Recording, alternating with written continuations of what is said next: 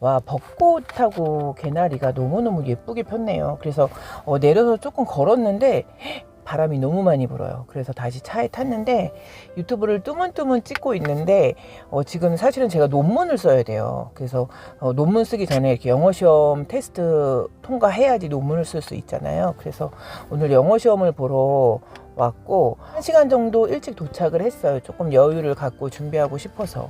심리학을 공부할 때 이 프로이드를 빼놓을 수 없잖아요. 그래서 아마도 이 프로이드에 대해서 영어 시험이 나오지 않을까 뭐 이런 생각을 하고 있죠.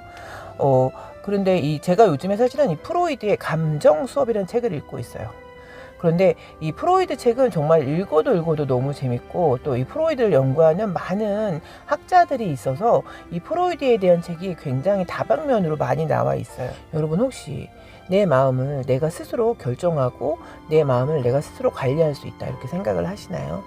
그런데 이 프로이드는 내 마음은 나의 것이 아니다 이렇게 얘기를 하고 있어요. 프로이드는 무의식에 대한 비중을 되게 크게 받기 때문에 자아, 초자아, 원초아 이렇게 나눠서 이 심리를 분석을 하고 있는데 모든 것은 그 무의식이 너무너무 많은 부분을 차지하고 있고 이 무의식이 움직이는 게 다다 막 이런 얘기를 하는 거죠. 그 프로이트도 꿈에 대해서 되게 많이 얘기하잖아요. 그런데 이 꿈에 대한 거를 여러 방면으로 해석하시는 분들이 있어요.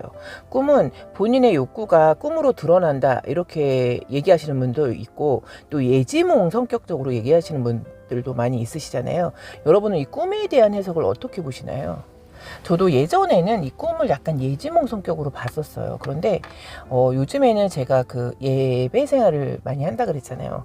제가 요즘에 새벽 기도를 되게 열심히 가고 있어요. 근데 그 이유 중에 하나는 제가 기도 제목이 너무 많이 생긴 거예요. 그래서 이제 맨 처음에는 저를 위한 기도를 했었는데 이제는 제 지인들의 건강, 지인들의 자녀 문제, 지인들의 금전적인 문제, 이런 것까지 놓고 제가 기도를 하게 되고, 또 지금은 기도를 또 하도 많이 하다 보니까 지금은 전쟁에 대한 기도도 정말 많이 하고 있어요.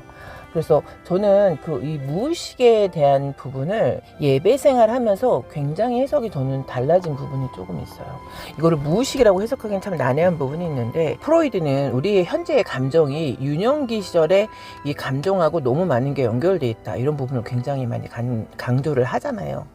여러분의 유년기 시절의 정서적인 안정은 어떠셨을까요? 저도 사실은 이걸 굉장히 중요하게 생각하는 부분이 있고 이거를 제가 삶을 통해서 보면서 정말 그랬던 것 같아요. 내가 심리적으로 불안하면 자식도 같이 불안한 것 같아요. 제 아들도 제 심리적인 불안으로 인해서 저희 아들한테 그런 게 느껴지게 하고 싶진 않았던 거죠. 그래서 아들 앞에서는 되게 밝은 척하고 척이에요 사실은. 밝은 척하고 열심히 하는 척하고 막 이랬던 것 같아요. 저희 아들이 자라면서 되게 어려운 시간들이 많이 있었어요 사실은. 그런데 저희 아들이 어느 날 그러더라고요 저한테. 엄마 내가 정말 어려울 때도 있었고 너무너무 정말 힘들 때가 많이 있었대요. 그런데 자기는 한 번도 죽고 싶다는 생각은 안 해봤다 이런 얘기를 하더라고요. 그래서 제가 그 말 한마디가 저한테 얼마나 많은 위안이 됐었는지 몰라요.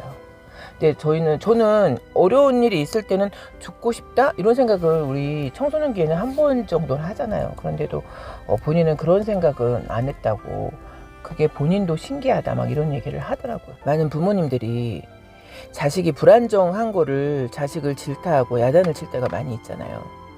그런데 그런 모습을 삼자 입장에서 보면 그 부모도 그렇게 안정적이라고 느껴질 때가 있는 건 또 아닌 거죠. 그래서 그런 말씀들 많이 하시잖아요. 문제 있는 자식은 반드시 그 위에 문제 있는 부모가 있다 이런 얘기 많이 하시잖아요. 자식을 키울 때 그런 얘기 듣고 싶지 않아서 되게 나름 노력을 했었던 것 같아요. 저희가 이제 직장 생활을 하다 보면 회식 같은 게 굉장히 많이 있잖아요. 그런데 제가 예전에는 술을 굉장히 많이 먹었었어요. 30대까지. 그런데 그 다음부터는 아들이 커가면서 그런 모습을 아들한테 보이고 싶지 않더라고요. 그래서 밖에서 술을 먹게 돼도 그러니까 이게 안 먹는 문화는 또 안 되는 거예요. 막 다 같이 건배도 하고 한 잔씩 돌리고 막 이런 게 그때는 다수의 직장의 문화였어요. 그런데 그런 회식을 하고 오면 아들 앞에서는 그런 모습을 보이고 싶지 않아서 많이 먹은 날도 안 먹은 척하고 들어왔던 것 같아요. 근데 저희 아들이 어느 날 그러더라고요. 성인이 돼서 본인은 자기는 엄마가 술을 못 먹는 줄 알았대요. 단 한 번도 엄마가 술 먹는 거를 보거나 술을 먹고 들어온 느낌을 한 번도 못 받았대요. 그래서 엄마는 술을 안 먹었냐고 물어보더라고요. 그래서 제가 나중에 그런 얘기를 한 적이 있었어요. 사실은 너한테 그러한 모습을 보이고 싶지 않아서 엄마 나름 노력을 했던 거다 하더니 저희 아들이 그러더라고요. 어떻게 그게 가능했냐고. 그런데 저는 그런 생각은 했었어요. 왜냐면 예전에 어른들이 그런 얘기를 한 게 저한테 있었어요. 뭐 남편 복 없는 사람은 자식 복도 없다. 이런 얘기를 저희 먼 친척 분이 몇 번 하는 걸 제가 들은 적이 있었어요. 근데 저는 그 말이 그 당시에 너무너무 싫었던 거예요. 왜 남편 복이 없으면 왜 자식 복도 없는 거야?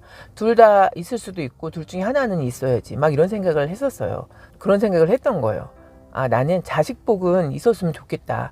그러려면 내가 먼저 바로 서야겠다. 막 이런 생각을 정말 되게 억압적일 정도로 생각을 했었던 것 같아요. 그래서 애 앞에서는 안 좋은 모습은 안 보이려고 나름 굉장히 노력을 했었던 것 같아요. 오 감독님이 돌아가셔서 그 장기를 기증한 그런 기사가 났잖아요. 자식이 아빠가 다른 사람한테 맞아서 돌아가시는 걸 보게 된 거죠. 저는 그거를 보고 사실은 제가 그 내용을 헤드라인만 보고 열어보지를 못했어요.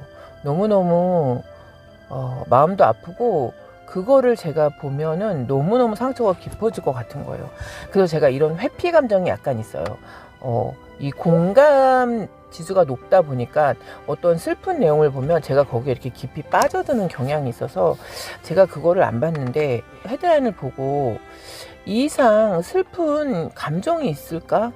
자식 앞에서 아빠가 마저 죽는 거를 보는 이 자식은 이 세상을 어떻게 살아가란 말이지? 막 이런 생각이 저는 들더라고요. 그래서 세상이 너무 악한 거죠, 진짜로. 그 며칠 전에 트럼프가 발표를 한다 그래서 전 세계 이목이 집중됐었잖아요. 그래서 제가 너무너무 궁금해서 사실 그 트럼프 한마디에 전 세계 경제가 막 술렁거렸었잖아요. 그런데 트럼프가 저는 사실 정전하자 그럴 줄 알았어요. 근데 많은 사람들이 그걸 기대했었던 거죠.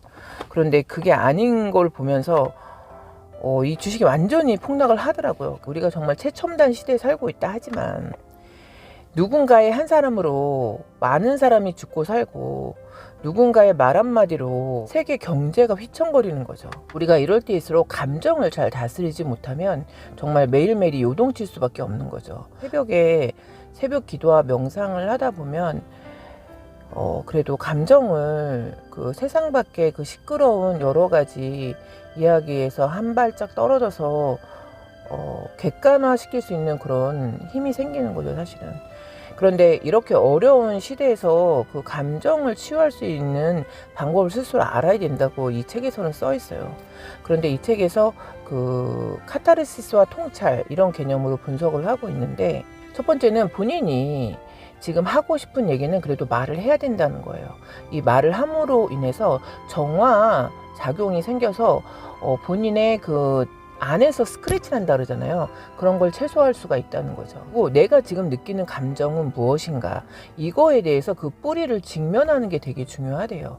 그런데 많은 사람들은 자기의 감정을 드러내지 않고 숨기기 급급한 거예요. 그런데 내가 이 내면을 치유를 받으려면 내 안의 감정을 용기 있게 마주하는 이 통찰의 과정이 반드시 필요하다는 거예요. 우리는 참 부족한 사람이죠. 그리고 누구 앞에서는 조금 더 완벽해 보이기를 갈구하는 사람이기도 하고요. 그런데 어느 날 저도 이런 기분을 되게 느껴본 적이 있는데 이게 나의 한계구나. 그냥 내가 이런 사람이구나. 이걸 인정하고 나니까 너무너무 마음이 편해진 거예요. 내가 아는 가치와 남이 나를 아는 가치는 다르잖아요. 그런데 내가 아는 가치가 훨씬 높은 거죠. 그러면 가끔은 그냥 남이 보는 가치도 인정하는 거예요.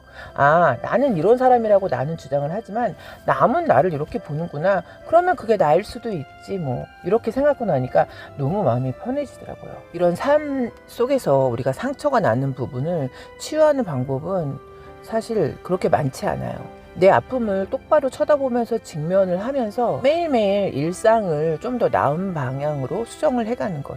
이것이 나의 상처를 치유하는 가장 좋은 방법이라고 이 책에서는 얘기를 하고 있어요.